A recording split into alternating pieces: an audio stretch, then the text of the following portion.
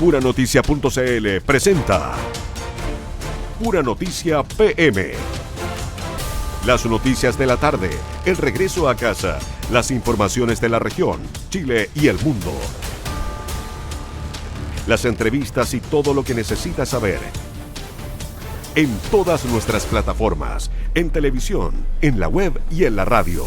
Nos ves, nos lees y nos escuchas. Aquí parte Pura Noticia PM. Bienvenidos. ¿Qué tal? ¿Cómo están? Bienvenidos, muy buenas tardes. Día viernes, y nuestro cuerpo lo sabe, 6 de la tarde con 1 minuto en punto. Usted nos escucha a través de la radio a esta hora de la tarde, a través de la televisión nos ve y en la web nos lee, ¿cierto? Usted nos ve, se escucha y se lee. Eso es puranoticia.cl. Saludamos a todos nuestros auditores y televidentes en esta tarde de día viernes, donde estuvimos así con un poquito de agua, como al mediodía, ¿cierto? Algunas gotitas cayeron, pero prepárense para la próxima semana porque se viene con todo. Se va a agotar hasta el zapallo haciendo sopaipilla. A esta hora de la tarde tenemos congestión en Simón Bolívar, desde Plaza Forestal hasta Álvarez, esto en dirección al centro de Viña del Mar, congestionado hasta ahora, ¿cierto? El centro de Viña del Mar, no, eso era en la mañana, me falta actualizarlo, pero yo creo que igual hay congestión a esta hora ahí en la mañana, en la tarde, ¿cierto? Tenemos congestión hasta ahora en la Avenida España, en Álvarez, desde el Reloj de Flores hasta la Plaza Parroquia. Uy, ¿por qué está tan roja esa cámara?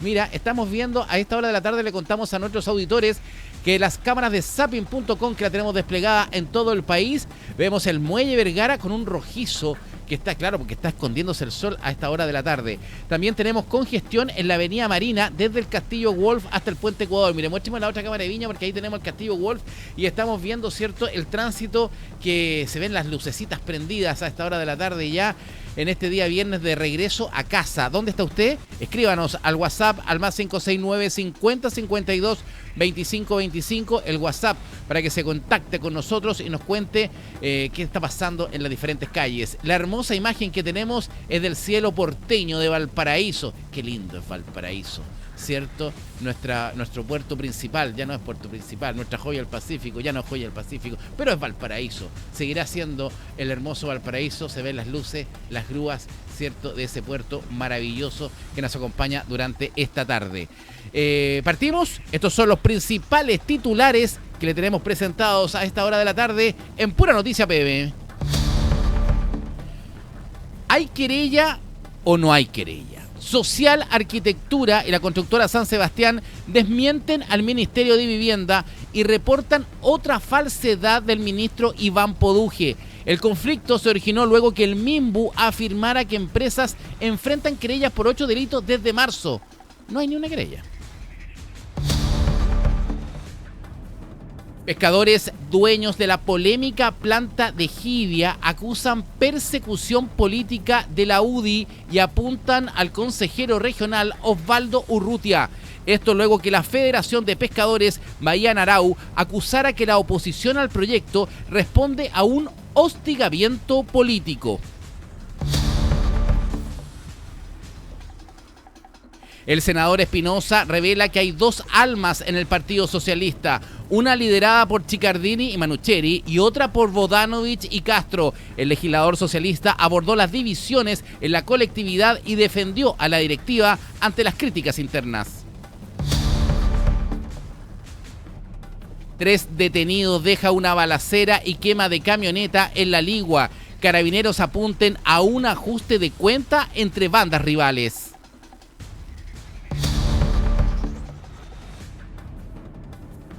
Pescadores dueños de polémica planta de Jibia que se construiría en Puchucaví acusaron persecución política de la UDI y apuntan al core Osvaldo Urrutia. Paso a los Libertadores cierra por pronóstico de precipitaciones en la alta cordillera, así lo indicaron autoridades chilenas y argentinas. El paso cerrado desde este viernes. La encuesta Cadén implica las razones de la desaprobación al presidente Kast: inflación, crecimiento y desempleo. La encuesta mostró un 38% de aprobación a su gestión y un 59% de desaprobación. Son las principales informaciones que tenemos a esta hora. Revisemos rápidamente nuestra página web, ¿cierto? Lo que tenemos a esta hora de la tarde en nuestra página web a través de puranoticia.cl. La noticia principal, la que partíamos en titulares sobre si hay querella o no. Social Arquitectura y San Sebastián desmienten definitivamente al Minbu y reportan otra falsedad del ministro Iván Pudugi. Vamos a tener en instantes al abogado Jaime Barrientos, que nos va a contar detalles. También la noticia principal que está destacada en nuestra página web es sobre estos pescadores dueños de la polémica planta de Jibia, que están acusando esta persecución política de la UDI y apuntan al consejero regional Osvaldo Urrutia, que es el padre. Osvaldo Urrutia es el padre del subsecretario de Pesca, que también se llama Osvaldo Urrutia. Está preocupado el papá por su hijo. Contraloría detecta posible uso de recursos municipales en favor de particulares y ordena una investigación en Viña del Mar. Atención con este informe de Contraloría que detectó posible uso de recursos municipales en favor de particulares. La crisis del transporte rural en la región de Valparaíso es un temón. La Core Ahumada denunció retrasos en el convenio que va a beneficiar a 19 comunas. Fallece a los 94 años de edad Enrique Kraus, ex ministro del Interior e histórico dirigente de la democracia cristiana. El presidente José Antonio Kast sostiene una videollamada con Keiko Fujimori y confirmó asistencia al cambio de mando en Perú. Por su parte, el senador Celis califica de triunfo importante la rebaja de la invariabilidad tributaria, pero tenemos malas noticias porque informaciones de último minuto indican que se cae el acuerdo del PPD con el gobierno. Vamos a tener detalles en el transcurso de nuestra edición de Pura Noticia PM. Saludamos a nuestra unidad móvil que ya está en terreno en todas las calles de la región de Valparaíso. ¿Cómo está Daniel Zunino? Buenas tardes. Lo veo ahí en Viña del Mar. ¿Dónde está? Villanelo, estamos a la altura de Villanelo con calle Valparaíso. Uy, ahí está, mi peluquería está muy cerca de ahí. No le voy a decir cuál es porque me van a conocer el secreto.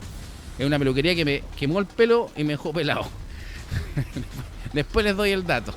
Oiga, ¿cómo está Daniel? ¿Cómo está la tarde? ¿Cómo está el clima? ¿Cierto? Tenemos agradable temperatura, 16 grados en Concón a esta hora de la tarde. ¿Qué temperatura, qué ambiente se ve en nuestras calles Villamarina a esta hora de la tarde? 16 grados a esta hora de la tarde, Jorge, y la verdad, atochamientos leves. Tú lo comentabas también en el caso de Avenida España, hasta llegar a Álvarez. Hay atochamiento desde Valparaíso hacia la ciudad Jardín. Tenemos también acá en la calle Villanelo también alto tráfico de vehículos. Estamos hablando de que es un día viernes, pero hay un fin de semana común y corriente, Jorge. Pero claro, se ve harto movimiento para ser día viernes. Yo creo que la gente ya está con un ambiente, con una disposición distinta por ser viernes. Ya van a sus casas a su merecido descanso. Un día viernes, ¿cierto? Que lo esperábamos con ansia, ¿cierto? Bueno, la próxima semana vamos a tener un interferiado ahí, ¿cierto? Porque el día jueves es feriado. Así que vamos a tener, muchos van a hacer un viernes sándwich y a lo mejor también se presta para tener un fin de semana largo en nuestro turismo de la región. Hay que estar muy atento ahí cómo va a funcionar ese día viernes. Ya varios colegios están dando como libre el día viernes. Yo, por más que he insistido que nosotros no trabajemos el viernes, acá el equipo quiere trabajar, así que no vamos a hacer sándwich, ¿cierto? Porque yo lo insistí que descansaran, pero me dicen que no. Oiga, Daniel, cuéntenos, ¿o dónde estuvo hoy día? Hubo una interesante encuesta, cuéntame detalles. Sí, tenemos una encuesta bastante interesante respecto a lo que es nuestros jóvenes y niños de la región de Valparaíso, porque esta encuesta se llama Juventud y Bienestar 2026 y es aplicada a estudiantes de segundo medio. Claro, las autoridades regionales participaron este viernes en el colegio Teresa de Liu, así se llama el colegio en Valparaíso, en Cerro Litre. Claro, no estaba el gobernador, no, mejor dicho, no estaba el delegado presidencial. Estaba anotado como lista de invitados, pero no estaba el delegado presidencial. Lo estábamos esperando también para esta actividad, pero bueno, te cuento, este instrumento busca conocer la realidad de los jóvenes estudiantes de nuestra región de Valparaíso y fortalecer, claro, las políticas de prevención de consumo de alcohol y otras drogas. Esto es bastante importante, Jorge. Hay que conocer a nuestros jóvenes, las conductas de nuestros jóvenes, qué es lo que imitan nuestros jóvenes y los factores de riesgo a los que se ven expuestos nuestros jóvenes. En la jornada participaron el Ceremi de Educación Juan Carlos Klenner, la Ceremi de Gobierno Rosario Pérez y el director regional del Senda, Carlos Colihuachún. Quienes destacaron, Jorge, en este caso, que la importancia de contar con información actualizada sobre la realidad que viven los jóvenes día a día, a qué se ven expuestos, qué influencia en nuestros jóvenes, qué es lo que está pasando en sus vidas y también en sus entornos. La encuesta permitirá identificar factores de riesgo y de protección presentes en la comunidad escolar, además de recopilar información bastante importante que servirá para diseñar y fortalecer, en este caso, estrategias preventivas en establecimientos educacionales de la región del Paraíso. Desde el Senda explicaron que los resultados serán utilizados para orientar futuras acciones de promoción de bienestar y además la prevención de consumo de sustancias ilícitas entre niños, niñas y adolescentes. Escuchemos al director del Senda regional, Carlos Colihuecho. Una encuesta es uno de los 4 instrumentos que el Senda tiene como servicio de Estado para la revisión de datos, abastecer de datos de qué les pasa a los jóvenes, qué sienten, cuál es la relación que tienen con sus familias, cuál es la relación que tienen con sus pares, con su entorno, y la relación que tengan estos datos con el consumo problemático de alcohol y drogas. Si no atendemos a lo que ellos están viviendo, lo que ellos están sintiendo, cómo nos están viendo al mundo adulto con referencia a lo que a ellos les está pasando en estos procesos de desarrollo, el riesgo está en desatender una serie de decisiones que podemos tener para el bienestar de ellos. Quien también se refería a esta importante encuesta fue el Ceremi de Educación. El Ceremi de Educación también habló de lo importante que es tener esta información, porque con esto podemos evitar quizás que una carrera académica que quizás tenga algún tipo de futuro exitoso se trunque. O sea, estamos hablando que el factor de riesgo y exposición a drogas y alcohol en los jóvenes es real. Y escuchemos también palabras entonces del Ceremi de Educación, Juan Carlos Klenner. Para nosotros es muy importante este trabajo intersectorial que estamos realizando en este caso con Senda, porque nos permite poder potenciar también los procesos de aprendizaje que, como bien dije aquí en el acto y le hablé a los estudiantes, es importante desde el punto de vista del Ministerio de Educación. Pero para poder lograr de buena forma esas trayectorias educativas de aprendizaje, que se cumplan esos aprendizajes esperados, necesitamos también ese bienestar integral. Bienestar integral, claro. Comprendamos que un estudiante no solamente estudia, también tiene entorno, tiene amistades, tiene familia, tiene una comunidad que lo rodea, y esto también es lo que se evalúa en esta encuesta. Quien también se refirió a esta encuesta fue la Ceremi de Gobierno, Rosario Pérez, quien habló, claro, en representación también de lo que es el gobierno, la representación del gobierno en nuestra región, ya que no estaba el delegado presidencial Manuel Millones. Escuchemos sus palabras. Para nosotros como gobierno es muy importante este tipo de iniciativas. Estos son instrumentos válidos para poder levantar información de los jóvenes, tal como lo dijo el Ceremi y el director de Senda. Esta encuesta es anónima y por tanto existe la confianza y el profesionalismo para poder hacerla de manera espontánea, que los jóvenes nos cuenten cuáles son sus inquietudes, cuáles son sus preocupaciones, cuáles son sus vivencias, cómo ven ellos. No es lo mismo la mirada del gobierno que la mirada desde el joven y la joven de aquí en nuestra región de Valparaíso.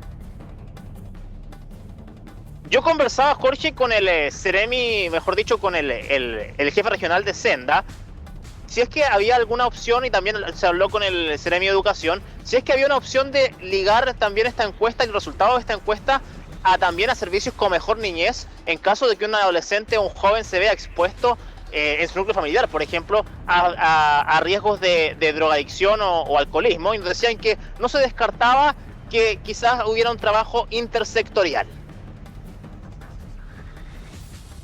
Cierto, hay que estar muy atento a esta aplicación de esta encuesta Juventud y Bienestar, sobre todo a los estudiantes, porque esta detección de factores de riesgo y fortalecer la prevención escolar es muy importante. Tenemos que recordar que esta nueva ley, cierto, de seguridad escolar aprobada por el gobierno causa solamente y no ataca donde está la prevención. Así que la aplicación de esta encuesta puede justamente ahí nivelar eso que es tan importante para nuestros jóvenes, saber prevenir, cierto, fortalecer la prevención escolar. ¿Qué autoridades estuvieron, aparte de Rosario y todo? No estuvo ni gobernador ni delegado, ¿no? No, ni gobernador ni delegado estuvieron presentes. Estaba invitado el delegado presidencial, Manuel Millones, pero no llegó. Se nos avisó a última hora que no venía. Por algún motivo en especial tendría que haber tenido el delegado presidencial. Sí, y ahí que vamos a averiguar justamente. 6 de la tarde con 15 minutos. Daniel Zunino, muchas gracias. Nos volvemos a encontrar. Que esté muy bien. Bueno, nos volvemos a encontrar inmediatamente con Daniel Zunino en breves instantes más, ¿cierto? Y nos vamos a ir inmediatamente a esta controversia que se ha instalado por valga la redundancia, por la instalación de una planta procesadora de jibia, esto en el sector de La Greda, en Puchuncaví. Esto escaló desde el debate ambiental a un conflicto realmente político, luego que la Federación de Pescadores de la Bahía Narao acusara que la oposición al proyecto respondería finalmente a una persecución política impulsada por dirigentes de la UDI y no a preocupaciones por sus eventuales impactos ambientales. El presidente de la organización, Hugo Poblete, aseguró que detrás de las críticas existe un trasfondo ideológico y apuntó directamente al consejero regional Osvaldo Urrutia, afirmando que la ofensiva estaría relacionada con las diferencias que mantienen con el actual subsecretario de Pesca, Osvaldo Urrutia Silva, hijo del consejero regional, y con la postura de la federación frente al retorno de la pesca de arrastre y al retiro de la ley de fraccionamiento. Poblete sostiene que el proyecto corresponde a una planta de menor escala en comparación con otras industrias instaladas en el cordón industrial de Quintero y Puchuncaví y defendió que el tratamiento de los residuos industriales líquidos se realizara conforme a la normativa ambiental vigente, tal como ocurre con otras 17 plantas procesadoras de jibia que operan en la región. En la quinta región hay 17 plantas de jibia. La gente tiene que saber que la quinta región es el sitio donde se desembarca la mayor cantidad de jibia del país. Hay 17 plantas, trabajan en esto, y muy buena tu pregunta. Nosotros vamos a hacer lo mismo que hacen todas las plantas de acá de la zona. Los riles los envían a distintas plantas de procesamiento de estos líquidos, que están autorizadas por la autoridad ambiental. Algunos envían a Tiltil los desechos. Entonces nosotros, por eso que no entendemos sabemos cuál es la problemática. Desde el municipio de Concón, en tanto, el alcalde Freddy Ramírez confirmó que uno de los antecedentes que motivaron sus cuestionamientos fue entregado por el consejero regional Osvaldo Urrutia, aunque insistió en que las observaciones apuntan a resguardar a una comuna que ya enfrenta una importante carga ambiental y a revisar eventuales inconsistencias en la tramitación del proyecto. La concejala María José Aguirre, por su parte, respaldó esa postura y afirmó que Concón no puede seguir recibiendo nuevas cargas ambientales, mientras que los pescadores lamentaron no haber sido invitados a exponer ante el Consejo Municipal. Con ello, la discusión dejó de centrarse únicamente en sus aspectos técnicos de la iniciativa y abrió un nuevo foco de tensión marcado por las acusaciones de motivaciones políticas. Bueno, y justamente esta nota, ¿cierto? Y este tema también nos abre, y se las voy a compartir, que es nuestra editorial del día de hoy, ¿cierto? Que ahí la tenemos justamente en pantalla, que se trata sobre el mal olor político tras objetarse la puesta en marcha de la planta de jibia en Puchuncaví. Ahí se las voy a comentar. A ver, la jibia está en la mira, ¿cierto? Ha sido tema recurrente en nuestras crónicas, sobre todo tras conocerse la puesta en marcha de esta planta de procesamiento para este molusco, que es pariente del pulpo y del calamar. Hoy día, este recurso es uno de los principales sustentos económicos de la pesca artesanal en la región de Valparaíso. Bueno, un grupo de pescadores de la Bahía Narao tiene todo listo para iniciar la construcción de esta planta en la comuna de Puchuncaví. Esta se va a sumar a otras 17 plantas de procesamiento que ya funcionan actualmente en nuestra región, según consta en un informe de la Subsecretaría de Pesca. ¿Por qué oponerse entonces a una planta si ya funcionan otras 17 en nuestra región? La primera oposición viene de los vecinos de La Greda, zona emblemática de la comuna de Puchuncaví, donde justamente busca funcionar esta planta. Para lograr su puesta en marcha, se requirió de un financiamiento cercano a los 1,8 millones de dólares, dinero que es aportado por la empresa Aguas Pacífico, la cual construye una planta desalinizadora en la bahía de Quintero y Puchuncaví. ¿Por qué la empresa financia esta planta de jibia? Es aquí la primera incógnita. La firma, a través de su equipo comunicacional, nos señala que esta iniciativa no es una compensación, porque se realiza cuando hay impacto, sino que es una iniciativa voluntaria. Para entender el contexto debemos precisar que este, abre comillas, voluntarismo, cierre comillas, de Aguas Pacífico, nace luego de que los pescadores se tomaran los accesos a la obra en el año 2023. Tras 86 días de movilización, se llegó a un acuerdo con los trabajadores. Entre los puntos pactados figuraba justamente el financiamiento de esta planta de jibia. Que los pescadores sean dueños de una planta de procesamiento sin duda los convierte en actores importantes dentro de la cadena. Ya no solo serán parte de la recolección del recurso, ahora podrán darle un valor agregado y con ello mejorar sus condiciones laborales. Hoy en día los artesanales deben conformarse con el precio que le pagan por pescar, muchas veces por debajo de los márgenes que las mismas empresas procesadoras obtienen. Por eso este modelo es tan trascendental, que los propios pescadores sean dueños de sus plantas, como por ejemplo sucede en Perú, sumado a campañas que aumenten el consumo de este molusco en la población, podría ser la gran solución para un sector muy vapuleado por las grandes empresas del mundo pesquero. Al asunto de los vecinos de la greda se suma ahora la ofensiva del alcalde de Concón, quien se opone, junto a varios concejales, a que los desechos de esta planta lleguen a las instalaciones del tratamiento de esval ubicadas en la comuna. Paralelamente, se conoció el inusitado interés por parte del consejero regional Osvaldo Rutia en oponerse a esta iniciativa.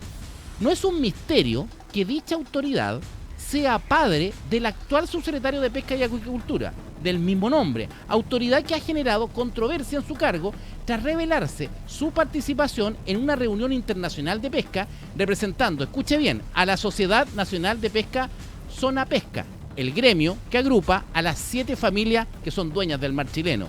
Este episodio suscita serias dudas sobre eventuales conflictos de interés en el organismo encargado, justamente de que tiene que encargarse de la protección de los recursos marinos, la definición de las cuotas y el desarrollo sostenible del sector. Por un lado, tenemos a pescadores que quieren su planta, un hecho con el que romperían el modelo de mercado actual y abrirían una puerta para mejorar sus condiciones. Por otro, vemos la noble iniciativa de una empresa que busca compensar, sin decir compensación, a estos trabajadores que se oponían a su planta. Por otra parte, tenemos a un subsecretario que podría llegar a tener algún interés en que justamente los artesanales no cambien su modelo de negocio y como la gota que rebalsó el vaso a un padre preocupado de que su hijo no tenga problemas en su nuevo cargo de gobierno. ¿De qué olor nos debemos preocupar? ¿El olor de la jibia o el de los políticos con segundos intereses? Hay un mal olor, es cierto, pero parece que tenemos que tener cuidado para saber identificar cuál realmente es el mal olor a través de lo que pasa con esta planta de la jibia. Buen punto, una editorial y reflexión nuestra desde nuestro medio. Oye, y seguimos con temas, ¿cierto? También dados a conocer por puranoticia.cl a partir de una declaración del MIMBU, ¿cierto? La reconstrucción del olivar suma un nuevo capítulo de controversia. Esta vez el conflicto se origina luego que el Ministerio de Vivienda asegurara públicamente que la entidad patrocinante Social Arquitectura y la constructora San Sebastián enfrentan querellas por 8 delitos desde marzo de este año.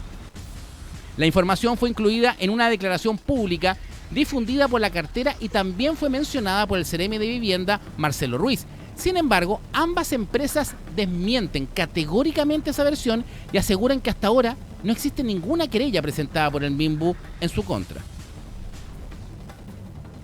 Estas familias que son propietarias de sus viviendas manifestaron expresamente su decisión de poner término a los contratos con la entidad patrocinante Social Arquitectura y con la constructora San Sebastián, que desde marzo enfrentan querellas por parte del Ministerio por 8 delitos y en relación con contratos por 709.143.09 UF de patrimonio fiscal. La representante legal de Sociedad Arquitectura afirmó que esa información puede ser verificada en la consulta unificada del Poder Judicial y sostuvo que, por el contrario, fue la propia empresa la que presentó una querella contra el ministro Iván Poduje, el Ceremi Marcelo Ruiz y el director subrogante del Servio Rodrigo Muñoz, causa que, según indicó, ya fue acogida a tramitación. En tanto, desde la constructora San Sebastián aseguraron que tampoco han sido notificados de alguna acción penal presentada por el ministerio. El abogado Jaime Barriento, representante de la constructora, cuestionó duramente la acusación del titular de la cartera y llamó a resolver el conflicto respetando los contratos, la institucionalidad y las resoluciones judiciales. La resolución dictada por el segundo Juzgado Civil de Valparaíso es clara, contundente, obedece a un razonamiento jurídico impecable que nos tiene muy tranquilos. Habrá, le guste al ministro o no, una pericia determinada por un tercero imparcial que determine si Constructora San Sebastián ejecutó el proyecto tal cual como le fue entregado y aprobado por el Servio. Así la reconstrucción del olivar vuelve a quedar marcada por versiones completamente opuestas. Mientras el ministerio sostiene que ambas empresas enfrentan querellas por 8 delitos, lo que es cierto que Social Arquitectura y San Sebastián aseguran que esas acciones penales no existen y acusan al ministro de entregar información falsa. La principal interrogante por ahora sigue abierta. ¿Hay querellas o no hay querellas? El que miente es el Ministerio de Vivienda, el que miente es el ministro Poduje, el que miente es el Ceremi. ¿Quién miente? Estamos con Jaime Barriento, representante de la constructora San Sebastián. ¿Cómo está, abogado? Bienvenido, buenas tardes a Pura Noticia PM. Lo escuchamos en nuestras señales de radio, también en la televisión. Bienvenido, Jaime. Hola, Jorge, mucho gusto de saludarte. Un gusto también de estar con toda tu audiencia a esta hora de la tarde.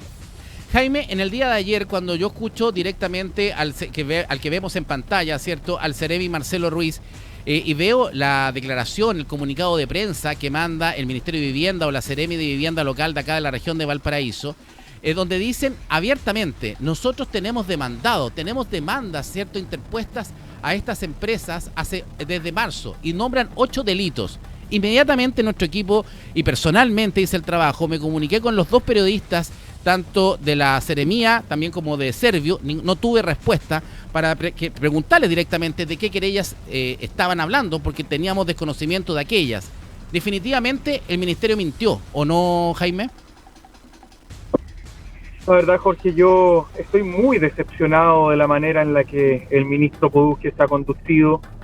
Se ha tratado de una autoridad que ha actuado en todo momento por debajo del estándar propio de un ministro de Estado. Se ha permitido no solamente faltar a la verdad, sino que también injuriar, ofender, denostar, tratar de armar del caso del olivar, que es un caso de sufrimiento profundo por parte de los vecinos, trató de armar un caso político en su propio beneficio. Visitó las obras antes de ser ministro de Estado, las visitó en su calidad de consultor de Atisba, emitió pronunciamientos que le restan cualquier imparcialidad y objetividad. Luego lo visitó durante la campaña electoral para, una vez más, criticar ácidamente el proceso de reconstrucción, y ahora en su rol de ministro de Estado, sin fundamentos, sin argumentos, ha detenido de facto estos contratos, porque yo te quiero decir, Jorge, que estos contratos están todos vigentes. Exacto. Todos los contratos con la constructora San Sebastián están a la fecha vigentes luego de varios meses de una detención de facto, y continúan sin dar respuesta alguna, se niegan a tener todo diálogo. Es realmente sorprendente de un ministro de Estado que se niegue siquiera a la posibilidad de conversar. Esto va en desmedro única y exclusivamente de los vecinos, que a varios meses ya de asumido el cargo por parte del señor Poduje, siguen sin un solo avance. Es realmente dramático que el ministro esté actuando con este nivel de soberbia, Jorge. Para cerrar, solamente ratificar que no hay ninguna querella interpuesta. Nosotros hemos iniciado acciones civiles en contra del Estado, y por cierto también iniciaremos acciones civiles en contra del ministro Poduje en cuanto persona natural, porque nadie en Chile está por sobre la ley. Incluso un ministro de Estado debe mantener la cautela respecto de garantías tan relevantes como la honra de las personas que él se ha permitido denostar tan livianamente. Ahora, es sumamente preocupante este hecho, y ojo, porque aquí hay una declaración pública que es emitida por el MIMBU, donde directamente abre comillas, leo textual lo que dice la declaración pública: desde marzo enfrentan querella en relación a ambas empresas, ¿cierto? Tú con la constructora que tú representas, desde marzo enfrentan querella por parte del ministerio por 8 delitos, y detallan delitos. Dicen como estafa agravada, uso malicioso de instrumento falso, fraude al fisco, coacción, amenazas y tráfico de influencia, cuasi delito de peligro por infracción a normas de seguridad estructural. O sea, primero no hay querella, segundo, obviamente ninguna descripción de esos delitos. ¿Cómo se puede equivocar tanto el Ministerio de Vivienda? ¿Cómo se puede equivocar tanto el equipo comunicacional? ¿No tuvieron comunicación usted interna durante el día? Porque es sumamente grave lo que dice el MIMBU, lo que dice el Ceremi en una declaración con medios de prensa, cuando está mintiendo. sinceramente, Jorge, no lo entiendo, y yo quiero una vez más contarte y decirte que me duele mucho porque yo deseo que a este gobierno le vaya bien.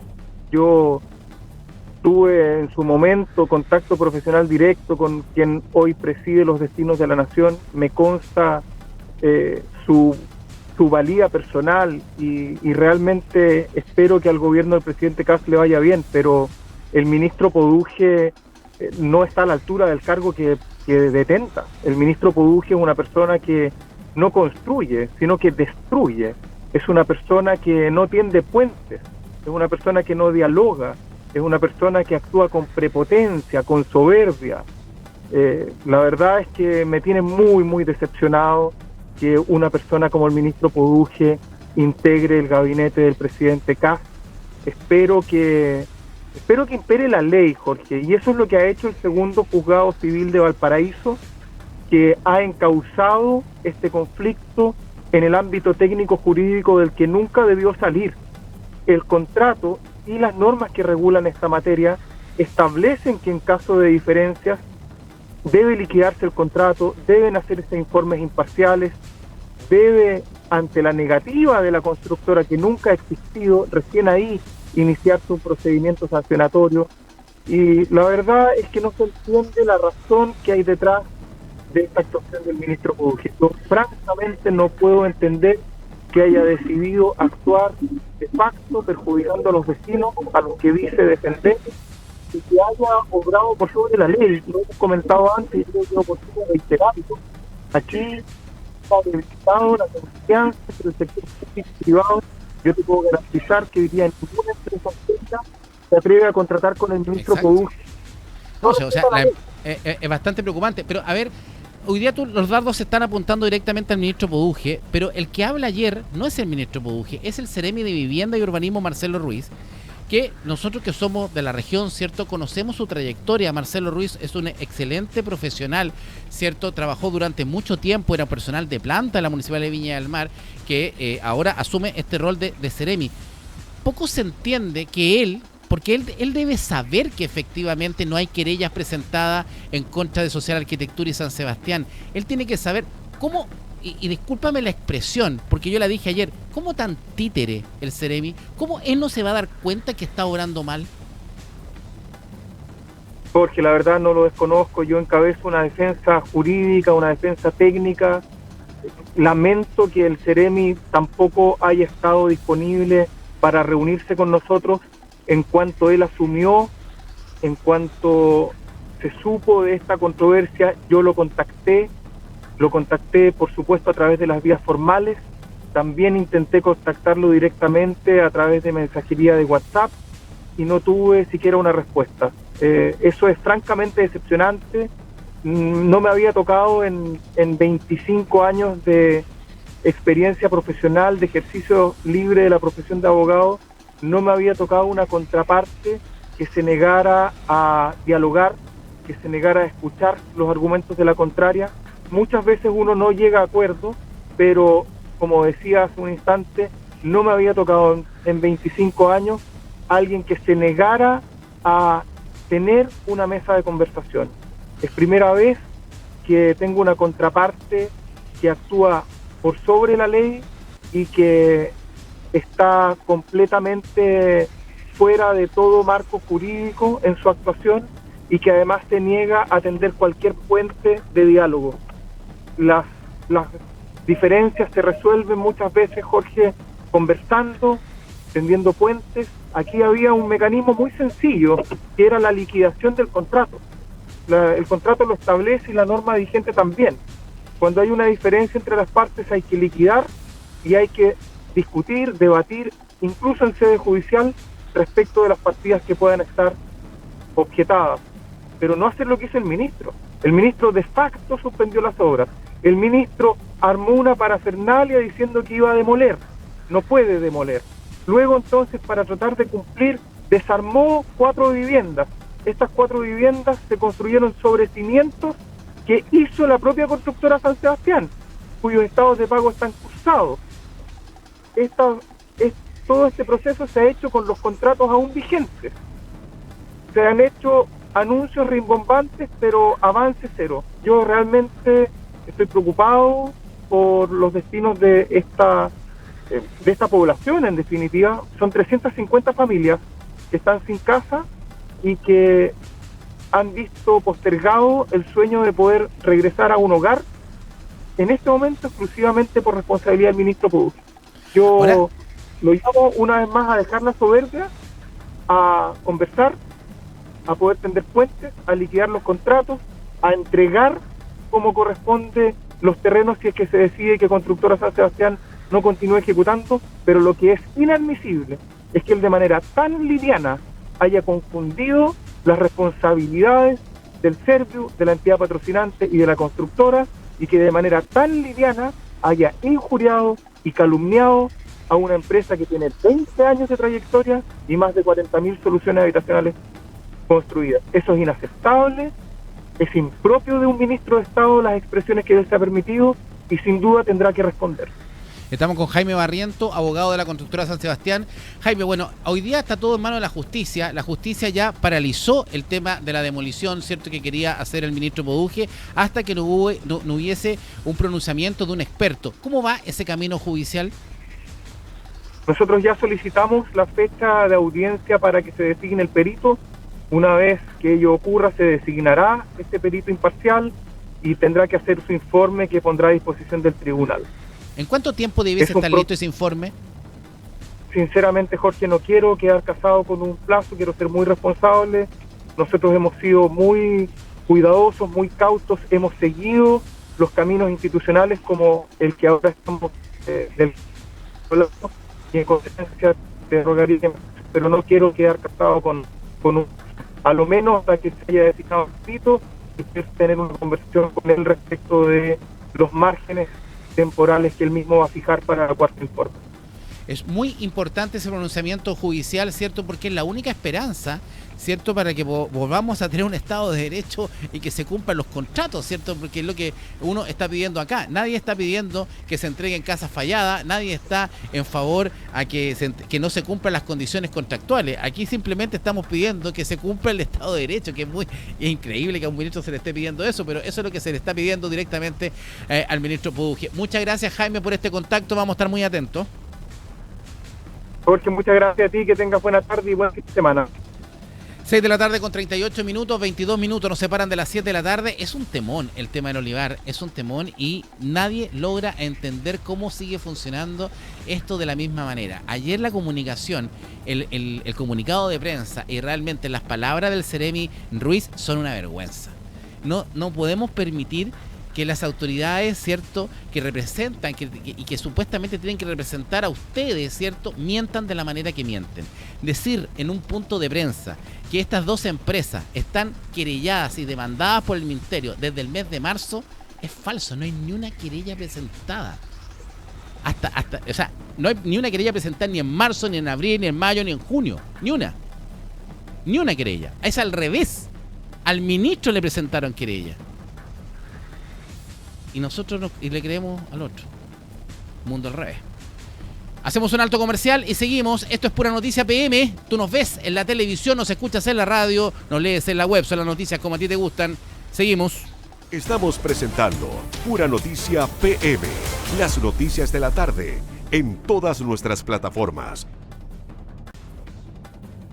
Volvemos con las noticias de la tarde en la región, Chile y el mundo. Esto es Pura Noticia PM. Último minuto. Último minuto.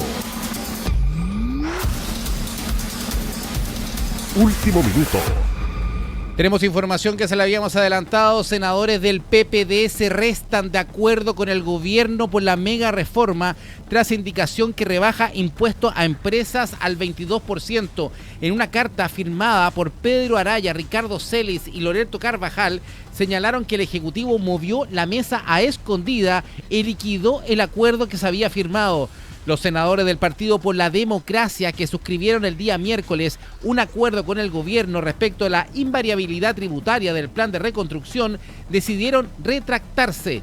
Esto se produjo luego de que el Ejecutivo presentara una mayor reducción a la tasa de impuesto corporativo.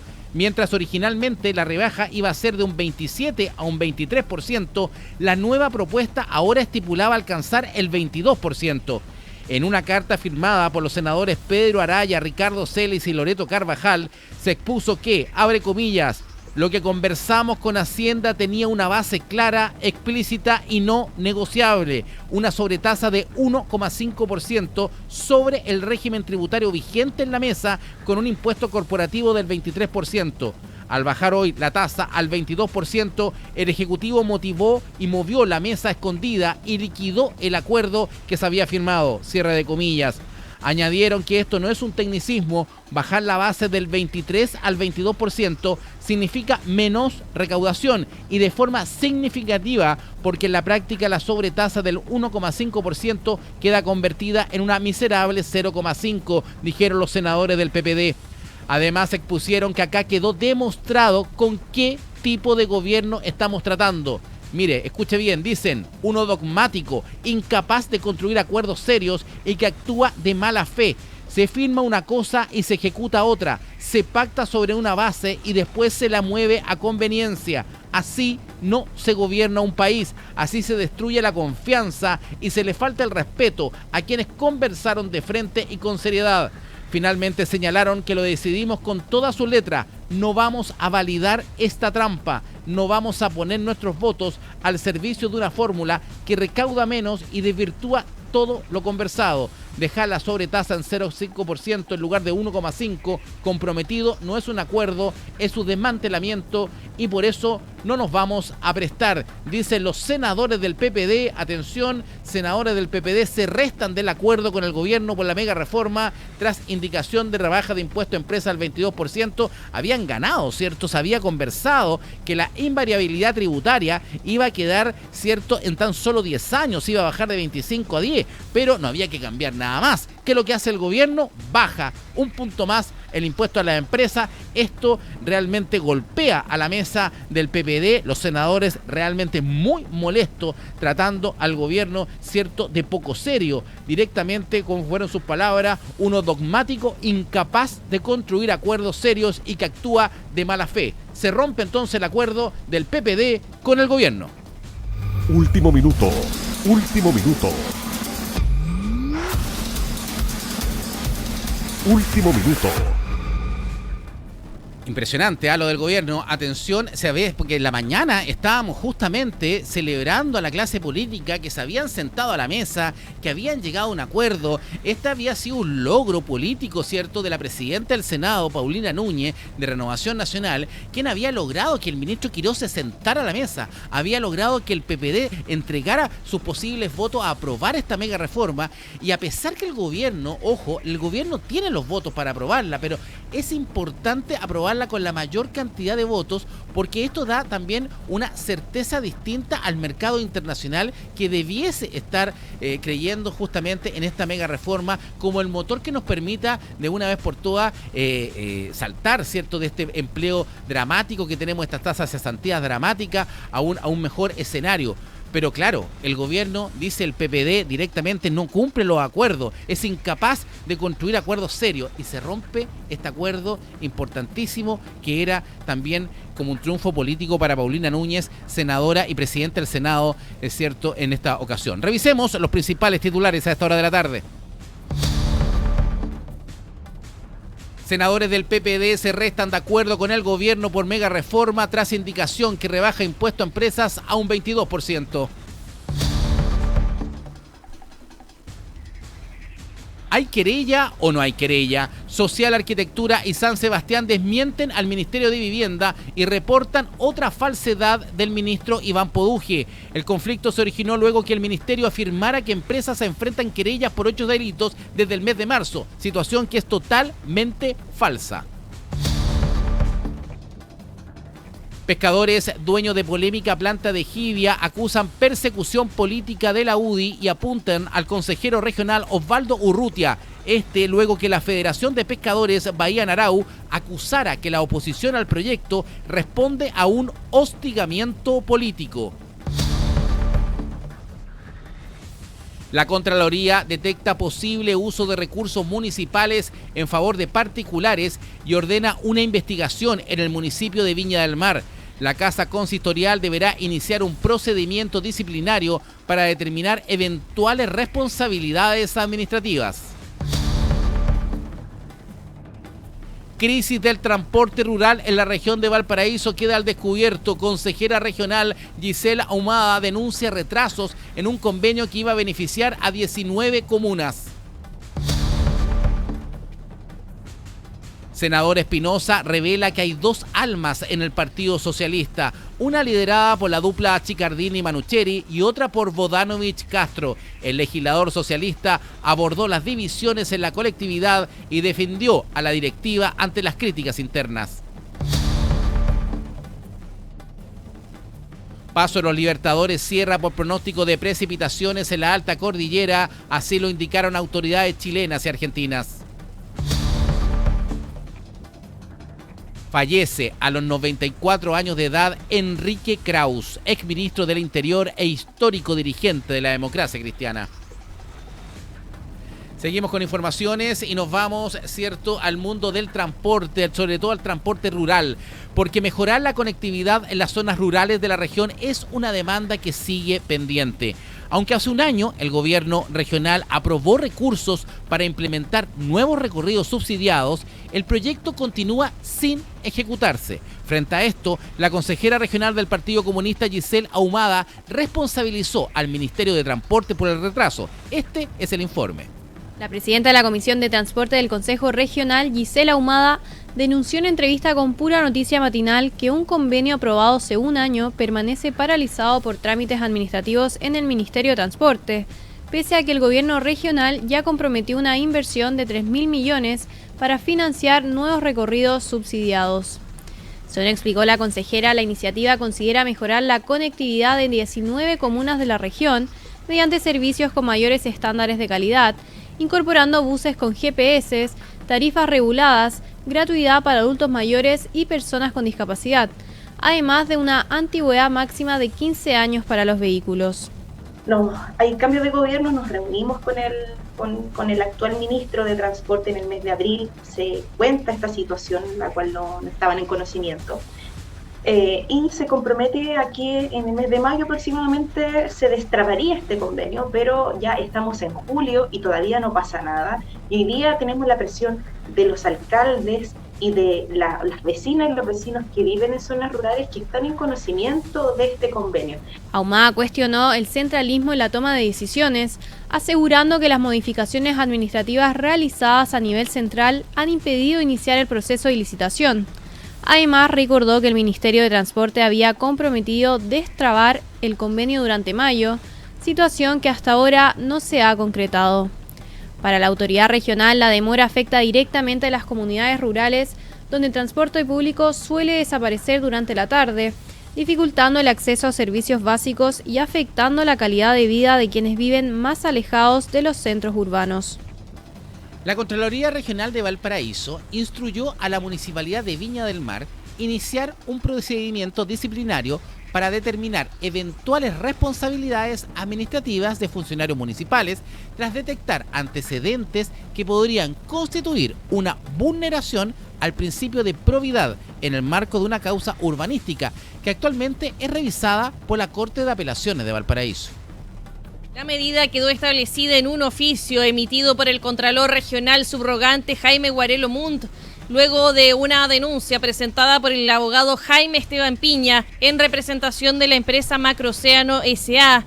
El requerimiento apunta a la eventual participación de una funcionaria municipal en la elaboración de un escrito judicial presentado por organizaciones particulares. Según expone el organismo fiscalizador, el documento judicial revisado contiene como autora a María José Corbalán, funcionaria de la Secretaría Comunal de Planificación SECPLA y cónyuge del director jurídico del municipio Felipe Cornejo González. Además, las propiedades del archivo indican que el documento fue creado durante la jornada laboral utilizando una cuenta institucional asociada a la funcionaria.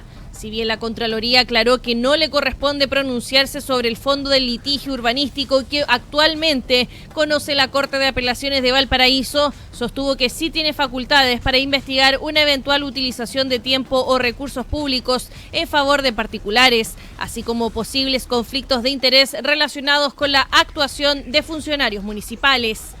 Pese a que la Municipalidad de Viña del Mar descartó la intervención de la funcionaria en la elaboración del escrito, el ente fiscalizador advirtió que el propio municipio reconoció el uso de una cuenta institucional vinculada a María José Corbalán, antecedente que justificó la instrucción del procedimiento disciplinario. La Casa Edilicia deberá remitir a Contraloría dentro de 15 días hábiles a administrativos el acto que dé inicio a la investigación para determinar si existieron responsabilidades administrativas. La generación de empleo se ha transformado en una de las principales preocupaciones del país, especialmente en las regiones donde el desempleo sigue golpeando con fuerza. En la quinta región ya estamos en un 12%. En ese escenario, el gobierno y 11 gobernadores regionales acordaron un plan para crear 50.000 puestos de trabajo durante los próximos 4 meses. Iniciativa que también contempla recursos de los propios gobiernos regionales. Este es el informe. La creación de nuevos puestos de trabajo fue el eje de la reunión que sostuvo este viernes el presidente José Antonio Kast y 11 gobernadores regionales en el Palacio de la Moneda, instancia en la que se acordó impulsar un plan destinado a generar 50.000 empleos durante los próximos 4 meses. La propuesta del Ejecutivo considera combinar programas de empleo directo, inversión local y recursos aportados por los gobiernos regionales con foco en las zonas más afectadas por el desempleo y buscando fortalecer las economías locales. Tras el encuentro, el gobernador regional de Valparaíso, Rodrigo Mundaca, valoró la iniciativa, aunque planteó que cada territorio enfrenta realidades distintas. En ese sentido, sostuvo que es necesario flexibilizar los instrumentos de financiamiento para que las regiones puedan responder de mejor manera a sus propias necesidades y prioridades. La autoridad regional agregó que en el caso de Valparaíso, la estrategia para fomentar el empleo considera programas como Proempleo, proyectos financiados mediante el Fondo Regional de Iniciativa Local y obras de infraestructura, además de recursos destinados a capacitación laboral con especial foco en mujeres y jóvenes. Este fue un encuentro que tiene que ver básicamente con generar presupuestos de inversión por el empleo. Hoy día Chile tiene algo así como 1 millón de chilenos desempleados y por tanto es una preocupación de la mayor magnitud el preocuparnos precisamente por generar condiciones de empleabilidad. Con este acuerdo, el gobierno busca acelerar la generación de empleos durante los próximos meses, mientras las regiones esperan que las medidas puedan adaptarse a las necesidades particulares de cada territorio para enfrentar de mejor manera la desaceleración del mercado laboral. El Hospital Carlos Van Buren podría comenzar a avanzar en uno de los proyectos más esperados para fortalecer la red pública de salud de la región. Esto luego que el Consejo Municipal de Valparaíso aprobara por unanimidad el inicio de la modificación sustancial del Plan Regulador Comunal. La medida permitirá adecuar la normativa urbanística vigente para hacer posible la ampliación del recinto asistencial y la futura construcción de un centro de diagnóstico y tratamiento, incorporando además 3 terrenos aledaños al actual hospital y manteniendo su histórico emplazamiento en el plan de la ciudad. Sobre este hito, el director subrogante del Servicio de Salud Valparaíso San Antonio, Juan Patricio Castro, destacó que esto es fruto de un trabajo conjunto entre distintas instituciones y permitirá proyectar una infraestructura hospitalaria acorde a las necesidades de la población. Es el inicio del trabajo conjunto entre la Municipalidad de Valparaíso, el Servicio de Salud, el Ministerio de Salud, en cuanto a ir al fin, después de muchos años, décadas en realidad, hacia la normalización del Hospital Carlos Van Buren. Tras esta aprobación, el municipio explicó que el proceso continuará con estudios técnicos, evaluación ambiental y participación ciudadana, etapas necesarias para dar viabilidad al proyecto. Además, reiteró el llamado al Ministerio de Salud para concretar la compra de los terrenos requeridos. Finalmente, concejales de distintos sectores calificaron la decisión como un hito para la ciudad, asegurando que le permitirá avanzar en una iniciativa esperada por años y fortalecer la capacidad del principal hospital de alta complejidad de la región de Valparaíso. Último minuto.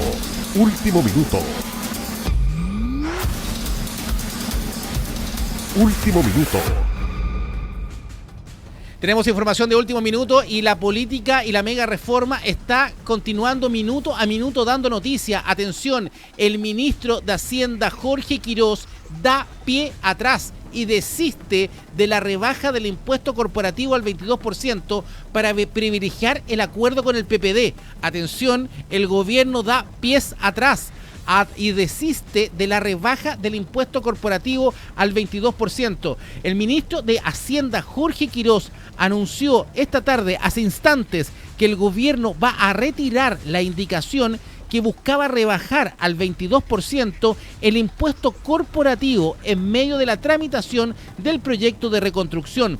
La idea original de la iniciativa planteaba una rebaja del 27% al 23% y sorpresivamente se propuso rebajarlo en un punto más. Era lo que conversábamos inicialmente con esta bajada, ¿cierto?, que hace el PPD.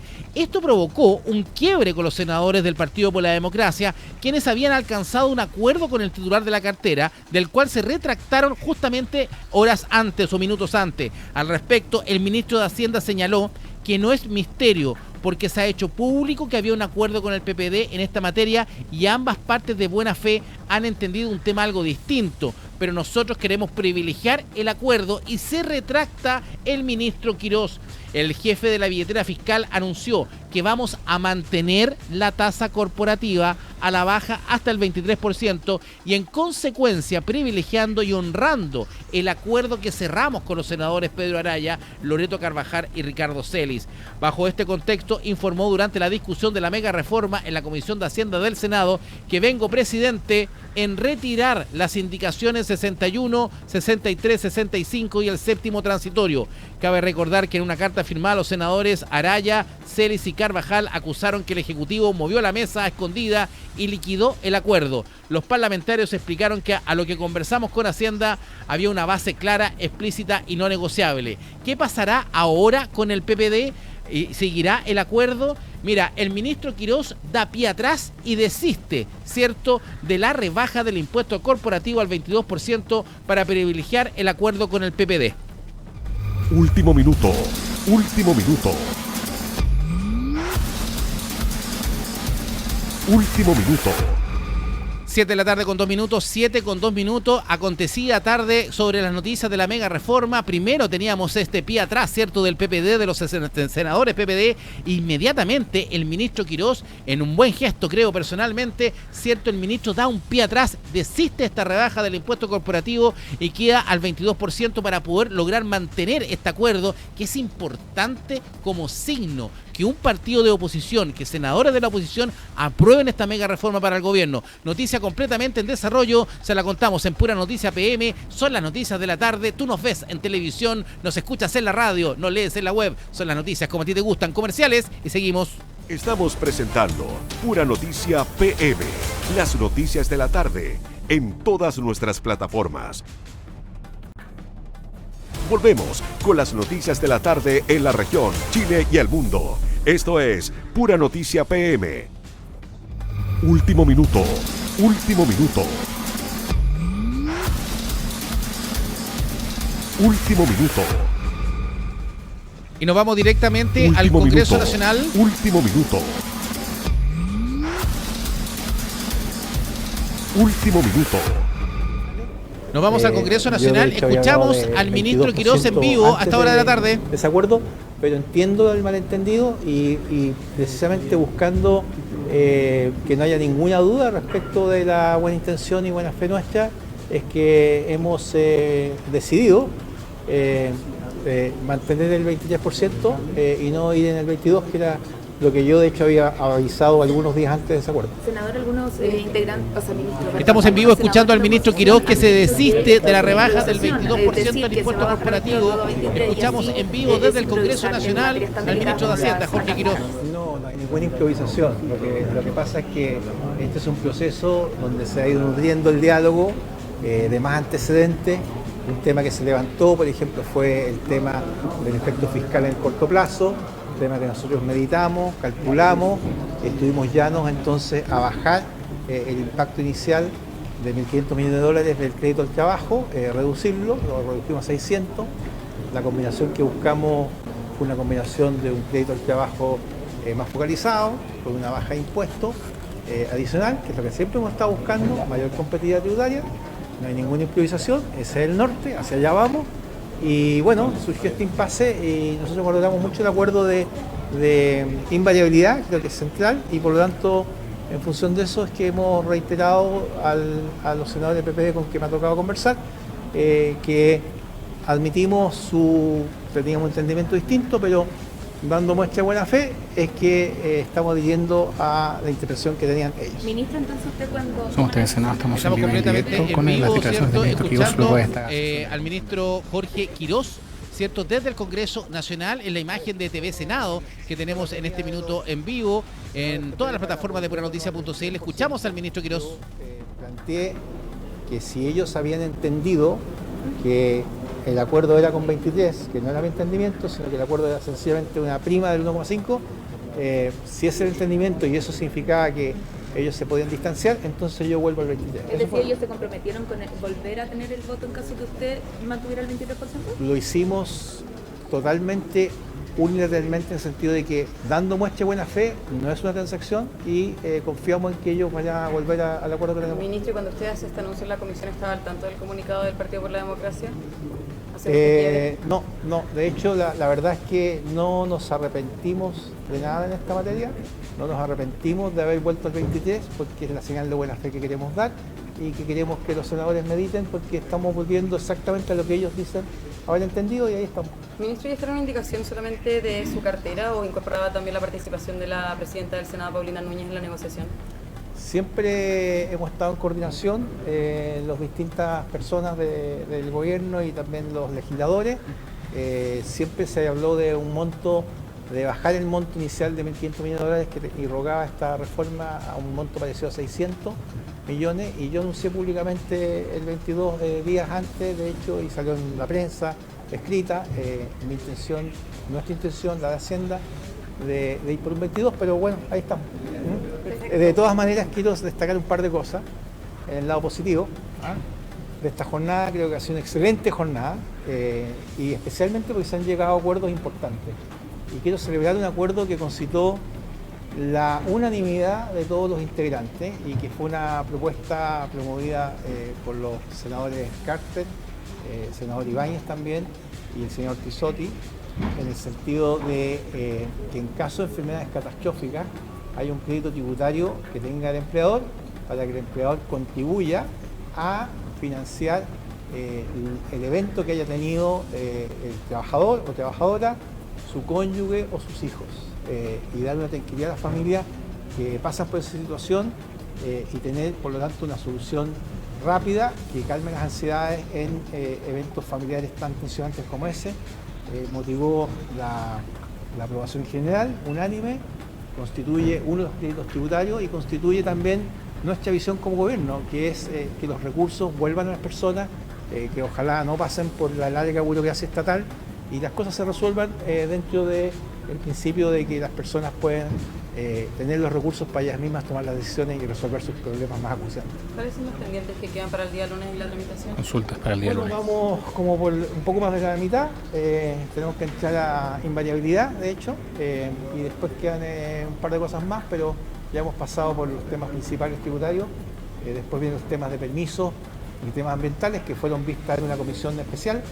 Así que en la Comisión de Medio Ambiente, por lo tanto yo no esperaría que en esa tengamos mayores conversaciones o cambios. ¿Espera que se despache por completo el día miércoles? Porque algunos dicen que se podría... Consulta porque el despacho completo para el día miércoles. Estamos completamente en vivo desde el Congreso Nacional. Escuchamos al ministro de Hacienda, Jorge Quirós, quien da pie atrás en plena comisión y se desiste de la rebaja al impuesto corporativo al 22% para privilegiar el acuerdo con el PPD. Luego, minutos antes, el PPD había roto el acuerdo de apoyo a la mega reforma. Escuchamos al ministro.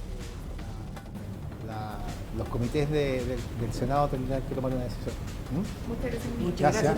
Las palabras del ministro Jorge Quirós. Bueno, ahí estamos escuchando atentamente, ¿cierto? Escuchamos al ministro Quirós, una tarde bastante acontecida, lo que ha pasado directamente en la Comisión de Hacienda, ¿cierto? De la Cámara del Senado.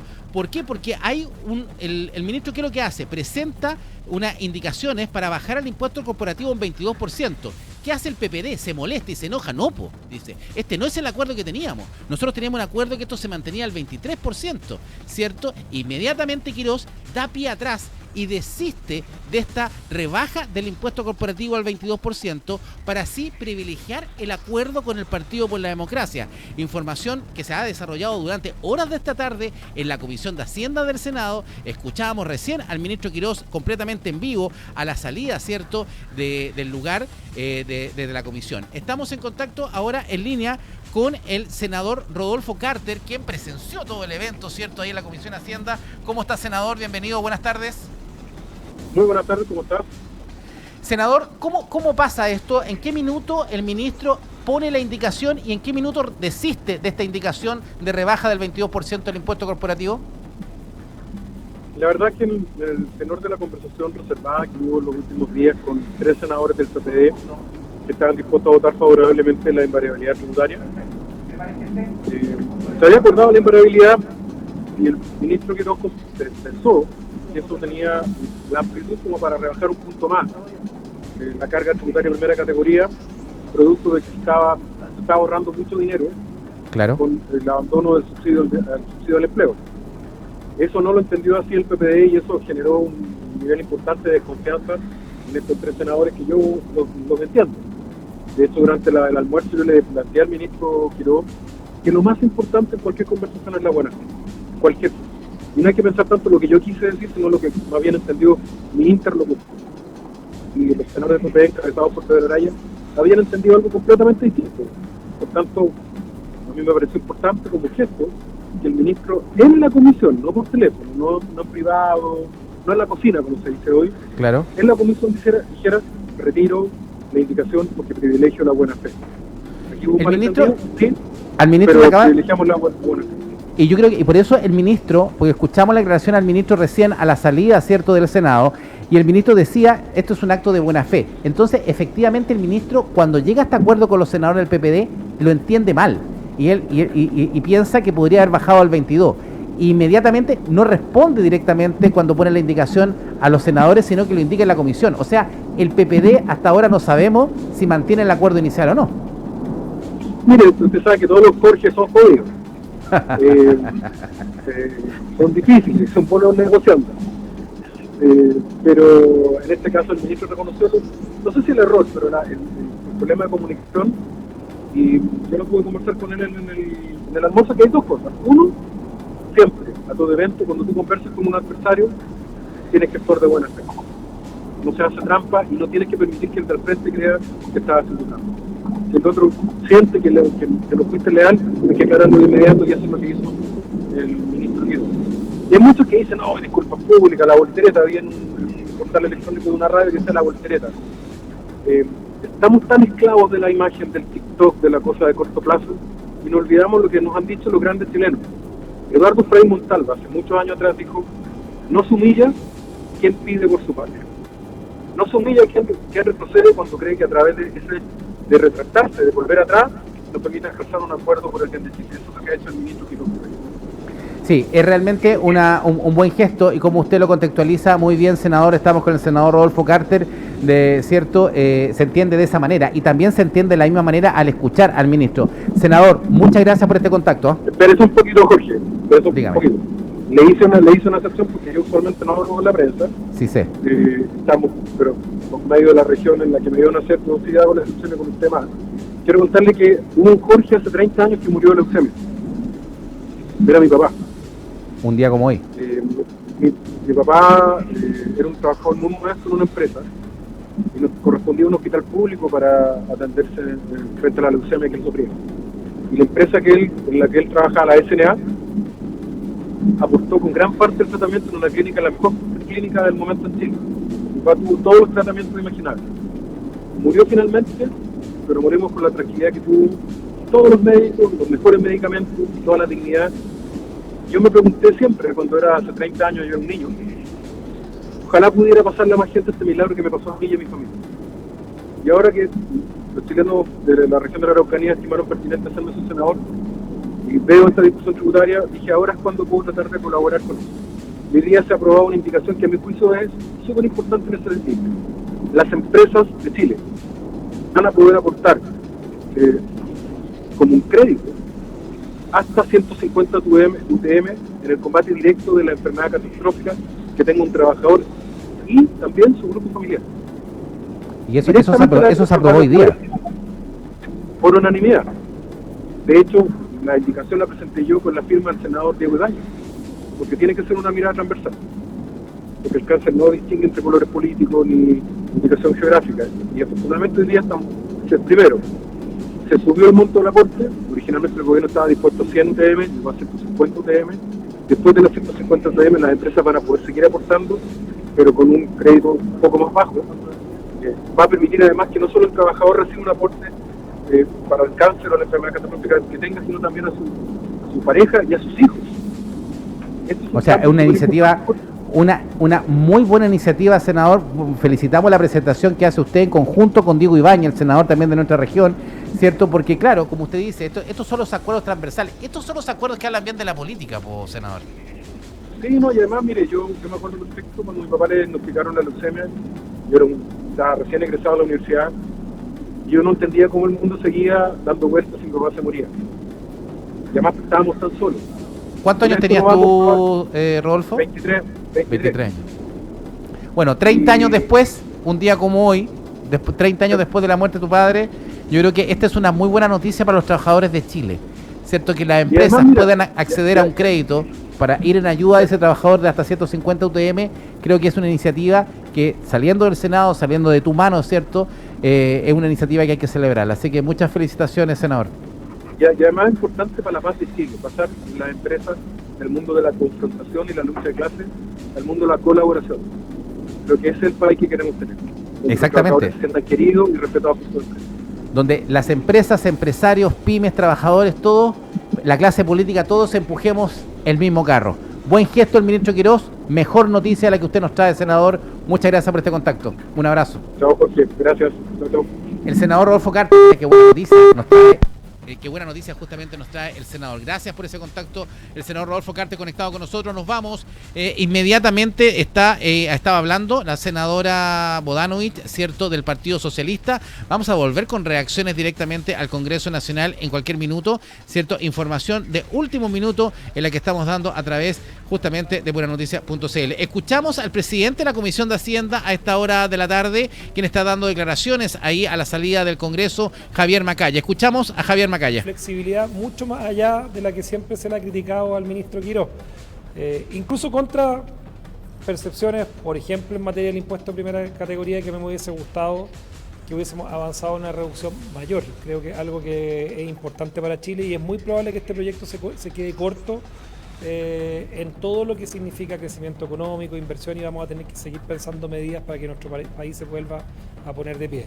Pero valoro que el Ejecutivo haya tenido una disposición a seguir conversando con la oposición, conversación y diálogo, aunque duela, y en un buen tono. Yo creo que eso es algo que quiero agradecérselo a pesar de las diferencias a todos los parlamentarios que vinieron hoy de oposición, de que se haya mantenido un buen tono de conversación, donde evidentemente las diferencias se resolvieron votando en muchos de los casos por votaciones de 3-2 de mayoría, bastante de lo que es la mayoría de esta comisión, pero espero que se pueda seguir ratificando estas mayorías de aquí a la votación en la sala la próxima semana. Senador, ¿usted está a favor o en contra? Estamos completamente en vivo escuchando declaraciones, ¿cierto?, del presidente de la Comisión de Hacienda en este instante, de Javier Macaya, a la salida del Congreso Nacional, luego que Quirós se desistiera de la rebaja del 22% del impuesto corporativo, después de este quiebre con el PPD. Es interesante poder saber cuál es la reacción del PPD al respecto. Escuchamos a Javier Macaya. Con algunas de las bancadas de oposición, y nosotros lo respetamos. Me encantaría, y si yo tuviese iniciativa probablemente parlamentaria, que no la tengo, reducir aún más el impuesto, no solamente un 22, quizás a un 20, que es parte de lo que significaría un estándar más o menos comparado con los países de la OCDE. Como eso no ocurre, yo respaldo a mi gobierno, respaldo al ministro Quirós en la conversación que ha tenido, y vamos a avanzar en la reducción a la tasa del 23%. Vale, muchas gracias. Es la información que tenemos a esta hora de la tarde, ¿cierto? Esta información en pleno desarrollo desde el Congreso Nacional. Último minuto. Último minuto. Último minuto. El Congreso Nacional, saltamos inmediatamente a la noticia internacional, vamos a Venezuela también con información de último minuto, lamentable información porque ascienden a más de 4.000 los fallecidos por los devastadores terremotos que sacudieron a Venezuela, 4.118 los fallecidos por los devastadores terremotos que sacudieron a Venezuela. El presidente de la Asamblea Nacional de Venezuela, Jorge Rodríguez, informó que se mantiene en 856 la cifra de edificios afectados y en 190 los inmuebles que colapsaron. ¿Cierto? El presidente de la Asamblea Nacional de Venezuela informó que el número de fallecidos por el potente doble terremoto que sacudió a Venezuela hace 2 semanas superó los 4.000, mientras que el número de heridos se mantuvo en cerca de 17.000. La autoridad dio a conocer que la cifra de personas que han perdido la vida ascendió a 4.118 personas. De acuerdo con el reporte difundido por Rodríguez, también se contabilizan 86.794 familias atendidas y 17.266 personas ubicadas en 89 campamentos transitorios habilitados tras la emergencia. El balance oficial mantiene en 856 la cifra de edificios afectados y en 190 los inmuebles que colapsaron debido a la fuerza de los 2 terremotos. Hasta el momento se han distribuido 9.766 toneladas de alimentos y 13,9 millones de litros de agua para apoyar a las diferentes comunidades afectadas. Asciende entonces a 4.118 los fallecidos por los devastadores terremotos. Hay una cifra que se desconoce en Venezuela a 2 semanas de los sismos, a 2 semanas que no se ha dado a conocer públicamente y que es bastante preocupante porque de ahí depende cuánto pueden aumentar los fallecidos, que es la cifra de desaparecidos. ¿Cuántos son los desaparecidos? ¿Cuántos son los reportes de personas desaparecidas en Venezuela a 2 semanas de los sismos? Esa es la información clave para poder entender hasta cuánto puede subir, ¿cierto?, los fallecidos por estos devastadores terremotos. Último minuto, último minuto. Último minuto. Seguimos con informaciones, ¿cierto?, locales. Volvemos a la región de Valparaíso. Luego de que el famoso Sabino, ¿se acuerdan ustedes del Sabino? Hace algunos días perdiera la vida atropellado por un microbús. Este es un personaje histórico de Valparaíso, el famoso Sabino. Bueno, reflotaron algunos archivos de prensa del año 1971, los cuales confirmaron que este hombre, que fue atropellado por un bus de la locomoción colectiva hace unas semanas, comenzó cuando tenía 14 años. En ese tiempo, cuando tan solo tenía 14 años, habría ultrajado y ha sido autor de un homicidio de una menor de tan solo 4 años en el Belloto. Esto es la comuna de Quilpué. Revisemos el detalle en la siguiente nota. La muerte de Sabino Ramírez Venegas, conocido en la bohemia porteña como El Sabino, abrió un inesperado debate luego de que salieran a la luz antecedentes que los vinculan con el ultraje y asesinato de una niña de 4 años ocurrido en Quilpué en 1971, cuando él apenas tenía 14 años. La revelación generó preocupación entre cercanos a la víctima ante la posibilidad de que se impulsen homenajes póstumos a su figura en Valparaíso. De acuerdo con antecedentes históricos recopilados por Radio Biobío y publicaciones de la época de los diarios La Unión de Valparaíso y La Nación, el crimen ocurrió en junio de 1971 en el sector El Sauce, en el Belloto. La menor fue encontrada sin vida en un canal y el entonces adolescente confesó la autoría del delito, tras lo cual fue derivado a un recinto psiquiátrico penal en la región metropolitana. Familiares y personas cercanas a la víctima manifestaron su rechazo a cualquier iniciativa que busque recordar a Ramírez Venegas como un personaje emblemático de Valparaíso. Una fuente vinculada al caso señaló que resulta inaceptable que se planteen homenajes como murales o estatuas sin considerar los graves hechos ocurridos durante su adolescencia. El caso también permanece en la memoria de vecinos del Belloto, quienes recuerdan que durante años el nombre de Sabino fue utilizado como una advertencia para los niños del sector. Con el paso del tiempo, Ramírez regresó a Quilpué y posteriormente se radicó en Valparaíso, donde se convirtió en un conocido personaje del barrio Villavista. Sabino Ramírez falleció el pasado 4 de julio tras ser atropellado por un microbús en la calle Condel de Valparaíso. El conductor escapó del lugar, pero posteriormente fue identificado y detenido por carabineros. Actualmente permanece en prisión preventiva, mientras la justicia investiga la circunstancia del fatal accidente. Un incendio destruyó una vivienda y un local comercial durante el mediodía de este viernes en la avenida 21 de Mayo a la altura del paradero 6,5, esto en la comuna de Quillota. El siniestro también provocó daños parciales en un tercer inmueble producto de la propagación de las llamas. A raíz de la emergencia, una mujer resultó con lesiones leves por quemaduras en una de sus manos y recibió atención en el lugar, según informó la Oficina de Gestión de Riesgo de Desastres de la Municipalidad de Quillota. A este lugar concurrieron voluntarios de los cuerpos de bomberos de Quillota y La Cruz, quienes trabajaron durante cerca de 1 hora para controlar el incendio y evitar que el fuego se extendiera a otras propiedades. Asimismo, la municipalidad coordinó el apoyo de camiones aljibe para las labores de combate del siniestro. En el procedimiento también participaron equipos de seguridad pública, carabineros, personal de servicios operativos del municipio y trabajadores de Chilquinta, quienes realizaron el corte del suministro eléctrico para facilitar el trabajo de bomberos. Las causas del incendio serán investigadas por el Departamento de Estudios Técnicos del Cuerpo de Bomberos de Quillota. El Paso de los Libertadores cierra por pronósticos de precipitaciones en la alta cordillera. La medida fue adoptada de manera conjunta por las autoridades de Chile y Argentina debido a que las condiciones meteorológicas previstas no garantizan una transitabilidad segura.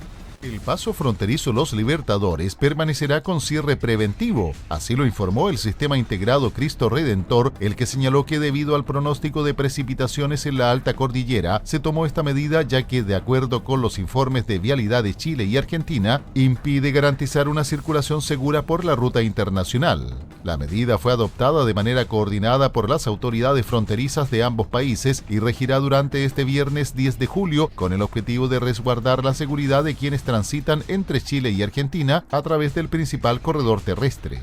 El operativo de cierre comenzó el jueves con el bloqueo de barreras en Guardia Vieja a las 17 horas y en Uspallata a las 18 horas. Posteriormente, el túnel internacional Cristo Redentor suspendió el tránsito desde las 19 horas de Chile y las 20 horas de Argentina. Las autoridades señalaron que el estado del paso será evaluado de forma permanente y que cualquier modificación en la condición de la ruta será comunicada oportunamente a través de los canales oficiales. Asimismo, recomendaron a los usuarios informarse antes de emprender viajes hacia la alta cordillera mientras se mantengan las condiciones meteorológicas adversas. Marejadas anormales activan declaración de alerta temprana preventiva en Isla de Pascua. El fenómeno, asociado al paso de un sistema frontal en el Océano Pacífico, afectará al borde costero de Rapa Nui hasta este sábado 11 de julio, por lo que las autoridades anunciaron que reforzarán el monitoreo y la coordinación ante posibles emergencias en la zona. La Dirección Regional de Senapred declaró alerta temprana preventiva para la provincia de Isla de Pascua ante pronóstico de marejadas anormales que afectarán el borde costero de la zona insular de la región de Valparaíso durante este fin de semana. La medida se adoptó tras el aviso número 29 emitido por el Centro Meteorológico Marítimo Regional de Valparaíso, que anticipa marejadas con dirección suroeste y fuerte rompiente en el litoral, producto del paso de un sistema frontal en el sector oceánico. El fenómeno se extenderá entre el viernes 10 y el sábado 11 de julio. Según el organismo, las marejadas alcanzarán su mayor intensidad durante los periodos de pleamar, especialmente entre las 02 y 04 horas y entre las 14 y 16 horas, por lo que se recomendó extremar las medidas de precaución en el borde costero. Senapred explicó que la alerta temprana preventiva implica un reforzamiento del monitoreo de las condiciones de riesgo y de las vulnerabilidades asociadas al evento, con el propósito de anticipar una respuesta oportuna ante cualquier emergencia. Asimismo, el organismo informó que se coordinarán las acciones del Sistema Nacional de Prevención y Respuesta ante Desastres con el fin de mantener un seguimiento permanente de la situación y adoptar las medidas necesarias para resguardar a la población y reducir los posibles efectos de las marejadas. Nos separan 27 minutos de las 20 horas de este día viernes 10 de julio. Tú nos ves en la televisión, nos escuchas en la radio, nos lees en la web. Esto es puranoticia.cl y esto es su informativo de la tarde, las noticias de la tarde en Pura Noticia PM. Hacemos un alto comercial y seguimos. Estamos presentando Pura Noticia PM, las noticias de la tarde en todas nuestras plataformas. Volvemos con las noticias de la tarde en la región, Chile y el mundo. Esto es Pura Noticia PM.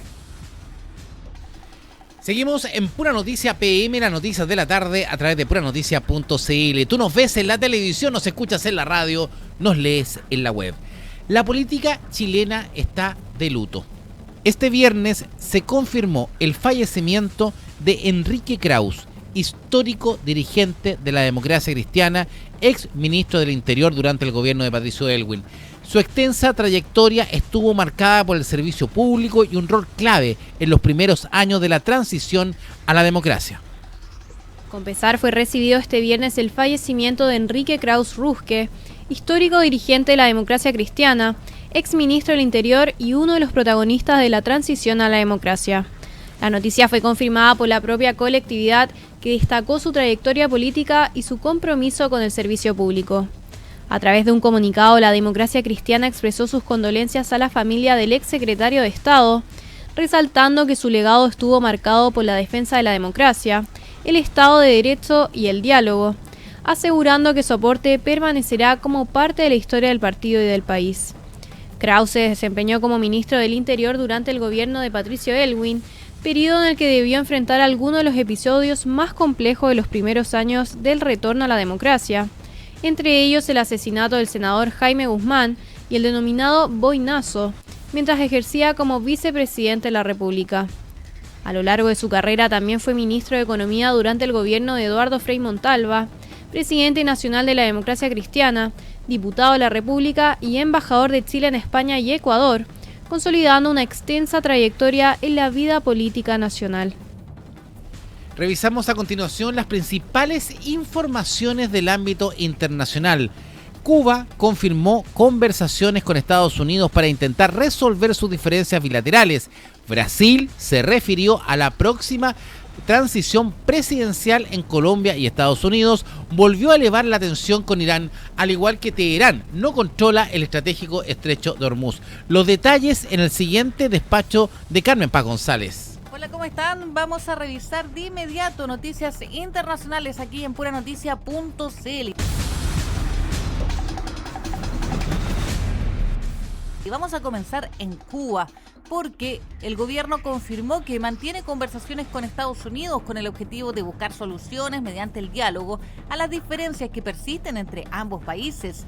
El anuncio fue realizado por el primer ministro Manuel Marrero Cruz, quien señaló que estas gestiones cuentan con el respaldo directo del presidente Miguel Díaz-Canel y responden a la política impulsada por la Revolución Cubana para enfrentar este complejo escenario diplomático. Marrero calificó el proceso como muy sensible y sostuvo que cada decisión busca resguardar la soberanía del país. Y además acusó la existencia de campañas destinadas a generar desconfianza y división interna en momentos en que se desarrollan estas conversaciones. El acercamiento ocurre pocas semanas después de que el gobierno cubano anunciara un paquete de reformas económicas inspirado en los modelos de China y Vietnam para enfrentar la crisis que está viviendo la isla, mientras continúan las sanciones impuestas por Washington y las dificultades para acceder al suministro de combustible.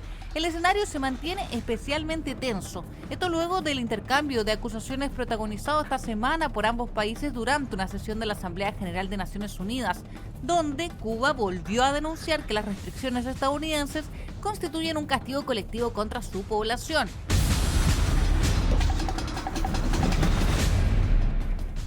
Y mientras La Habana apuesta por abrir una instancia de diálogo con Washington, en Sudamérica la atención está puesta en la próxima transición presidencial en Colombia. Fue ahora el presidente de Brasil, Luis Ignacio Lula da Silva, quien informó que su homólogo colombiano, Gustavo Petro, le confirmó que dejará el poder respetando el proceso democrático y garantizando una transición pacífica hacia el presidente electo, que es Abelardo de las Piedras.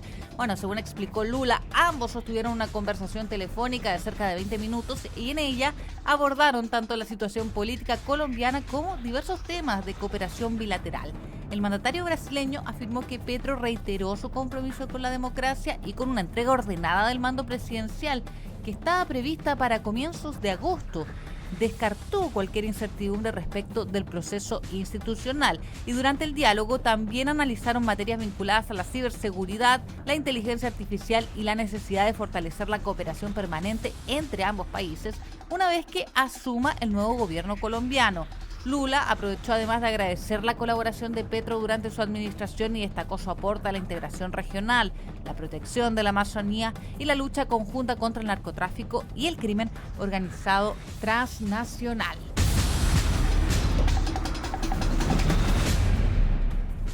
Y vamos a cerrar en Medio Oriente porque continúa la disputa entre Estados Unidos e Irán por el control del estrecho de Hormuz, que sabemos es uno de los puntos más sensibles para el comercio mundial del petróleo. El mando central del ejército de Estados Unidos aseguró que Irán no controla el estrecho de Hormuz y rechazó las afirmaciones de Teherán respecto a que la navegación internacional debe realizarse únicamente por rutas autorizadas por la República Islámica. A través de un comunicado, el organismo indicó que desde comienzos de mayo ha contribuido al tránsito seguro de más de 800 buques mercantes y cerca de 380 millones de barriles de petróleo por esta estratégica vía marítima. Washington sostuvo que el paso permanece abierto para la navegación internacional y descartó que Irán tenga facultades para limitar el tránsito de embarcaciones comerciales en esta zona. Las declaraciones responden a los dichos de la Guardia Revolucionaria iraní, que aseguró que los recientes bombardeos estadounidenses han afectado la reapertura gradual del estrecho y advirtió sobre eventuales consecuencias para los países que dependen de esta ruta energética. El estrecho de Hormuz conecta con el Golfo Pérsico, con el Golfo de Omán y concentra una parte importante del comercio mundial de petróleo. Por eso es que cualquier tensión en esa zona mantiene en alerta a los mercados internacionales y también a las principales economías consumidoras de energía.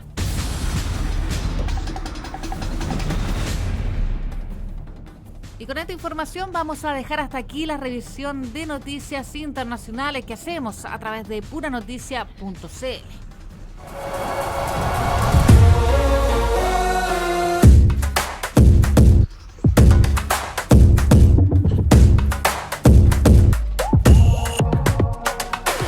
Y nos vamos directamente al Mundial porque España derrotó en la agonía a Bélgica y va a enfrentar a Francia en las semifinales del Mundial. El partido entre la Roja Europea y los comandados por Mbappé se va a disputar el próximo 14 de julio. España y Bélgica se vieron las caras en el marco de los cuartos de final del Mundial que organizan Estados Unidos, Canadá y México. Y los ibéricos se quedaron con el triunfo por 2-1, consiguiendo la clasificación a semifinales del certamen, donde se van a medir ante Francia.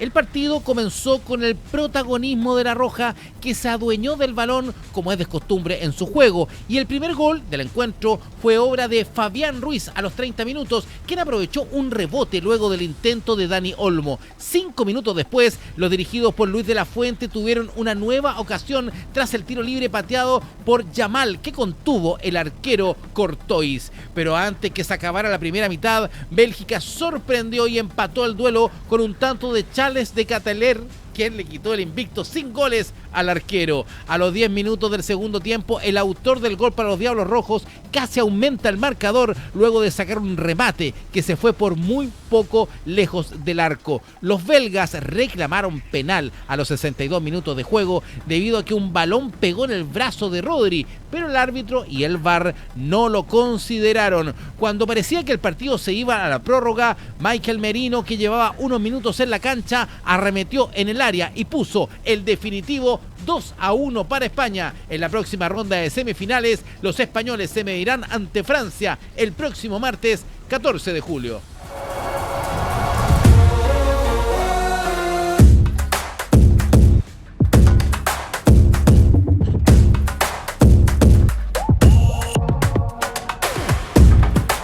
Nos vamos al mundo deportivo porque Colo-Colo continúa buscando un arquero para reforzar su plantel de cara a la segunda parte de la temporada. Si bien el principal objetivo sigue siendo el uruguayo Santiago Mele, las dificultades para concretar su fichaje llevaron a Blanco y Negro a evaluar nuevas alternativas.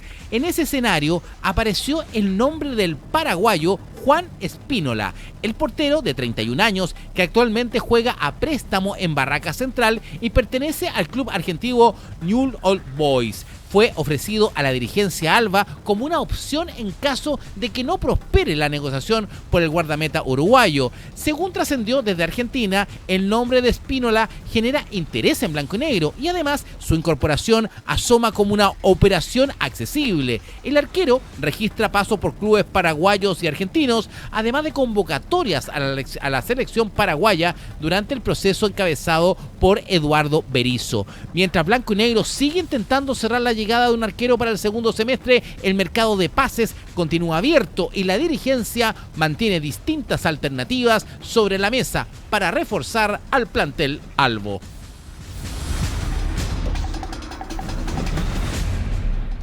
Vamos directamente a nuestra edición digital que ya está disponible para su descarga en nuestra página web, en nuestra aplicación, en nuestra app, en todas partes. Edición digital de este día viernes 10 de julio, edición de papel digital disponible en todas nuestras plataformas y en su titular principal, ¿cierto? Tiene esta información. ¿Hay querella o no hay querella? Social Arquitectura y San Sebastián desmienten al Ministerio de Vivienda y reportan otra falsedad, ¿cierto?, del ministro Poduje. En la parte inferior, pescadores dueños de la polémica planta de Jibia acusan persecución política de la UDI y apuntan al core, ¿cierto?, Osvaldo Urrutia como una de las personas, ¿cierto?, que está la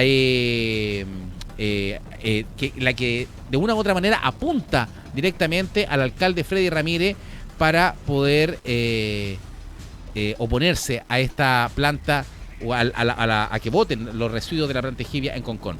En la parte superior tenemos que el senador Espinosa revela que hay dos almas en el Partido Socialista, una liderada por Chicardini y Manucheri y otra por Bodanovich y Castro. También la crisis del transporte rural está en nuestra edición digital y la Contraloría que detecta posible uso de recursos municipales en favor de particulares y ordena una investigación en el municipio de Viña del Mar. Edición digital disponible en nuestra app y en nuestra página web. Nos vamos sin antes repetir a todos ustedes los principales titulares que tenemos y que le hemos llevado a ustedes en este Pura Noticia PM. Principales titulares de este día viernes: el ministro Quirós desiste de la rebaja del 22% al impuesto corporativo para privilegiar el acuerdo con el PPD. Lo tuvimos en vivo al ministro en puranoticia.cl. Social Arquitectura y San Sebastián desmienten las querellas que dijo que el MIMBO tenían. Acusan otra falsedad del ministro Iván Poduje. Pescadores dueños de la planta de Jibia acusan persecución política. Apuntan a la UDI y en específico al consejero regional Osvaldo Urrutia. Contraloría detecta posible uso de recursos para particulares en el municipio de Viña del Mar. Iniciarán procedimiento disciplinario para determinar responsabilidades. Core Giselle Ahumada denuncia retrasos en convenio que beneficiará a 19 comunas. Crisis del transporte rural en la región de Valparaíso. Senador Espinosa revela que hay dos almas en el Partido Socialista, una liderada por la dupla Chicardini y Manucheri y otra por Bodanovich y Castro. El paso a los Libertadores está cerrado por pronóstico de precipitaciones. La medida fue adoptada por las autoridades chilenas y argentinas. Fallece Enrique Kraus a los 94 años, el exministro del Interior y figura histórica de la democracia cristiana. Ascienden a 4.118 los fallecidos por terremotos en Venezuela. Se mantiene en 856 la cifra de edificios afectados. Estas han sido las noticias preparadas por todo el equipo de puranoticia.cl. Saludamos a la mesa, ¿cierto? A Cristian González, a Ignacio González, a Tabata Pastén, a todo el equipo a través de nuestra red de radios, a Ricardo Suárez, que estuvo todo el día con nosotros en la mañana, en la tarde, a Pilar Rojas, a Brenda Parra, a Aaron, ¿cierto? A Cristóbal, Carlitos Ponce, Claudio Brito, no se me queda nadie, Antonia Benítez, ¿qué se me queda? ¿Nadie? Nos vamos. Día viernes, nos vamos tranquilo, pásela bien, descanse, cuídese. Nosotros nos preocupamos de seguir informarle. Ya viene Leonel Alegría en la noche de puranoticia.cl en la radio. Hasta la medianoche, buena música, informaciones y la compañía de Leonel Alegría. Buenas noches. Puranoticia.cl presentó Pura Noticia PM. Fueron las noticias de la tarde. Te contamos lo que está pasando en la región, Chile y el mundo. Ahora sigue con puranoticia.cl, en nuestra señal de televisión, en la web, en la radio. Las noticias como a ti te gustan. Pura Noticia PM, en puranoticia.cl. Las opiniones vertidas en este programa son de exclusiva responsabilidad de quienes las emiten. Sencillito.com. Pagar cuentas online nunca fue tan sencillo. Embarques.cl. Nos especializamos en transporte marítimo, aéreo y terrestre, ofreciendo soluciones personalizadas, puntuales y confiables en tus envíos. AFP1. Cámbiate de AFP. Vente a 1 AFP y paga la menor comisión. PD Medios. Tu negocio es importante para nosotros. Somos tu mejor aliado para proyectar tu negocio o marca. Presentaron Pura Noticia PM.